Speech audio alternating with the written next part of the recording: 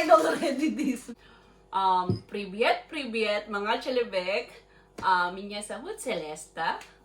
Today we will try Russian products, Russian stuffs, or produkto ng Russia. For today, I have here the yellow can. It's read like kvass. Do I pronounce good? Kvass? Was. Kvass. Pasmatri. I don't know if I speak Russian good, but it says like kvass. And then Ochakovsky. My friend, this is Ochakovsky kvass. So we will try this. My first time to try this kvass. So what's this? Kvass? I tried to check. So kvass is a traditional fermented Slavic and Baltic beverage. Do you understand? I don't understand. My English is na putaragis. Padashdi. Chut padashdi. Known in many Central and Eastern European Asian countries. Black bread. Mga kapinay, this is black bread. Black bread. Padashdi. The color of the bread used contributes to the color of the resulting drinks. Okay. So, food energy. Main ingredients, bread, water, yeast. Sometimes flavored with fruits, raisins, honey. Okay. This serves cold, malamig. Malamig mga kapinay. So, let's try this.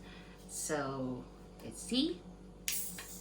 Oh, with spirit. You know, when I buy this, I'm thinking about the beer. Because I'm thinking it's a beer. But I don't know how percent of alcohol is inside. So, malalaman natin ngayon kung nakakalasing ba siya or lasang beer ba siya. Как in Russian beer? Piva. So, let's try it. Oh, it's look like cola also. Yeah? Toshi cola. Or I will let you try toast. So you try, I try.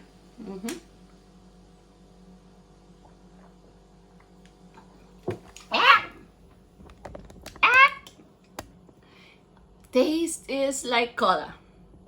Like a cola. But it's because they say it's from bread, so I don't taste any bread from this, mga kapinay.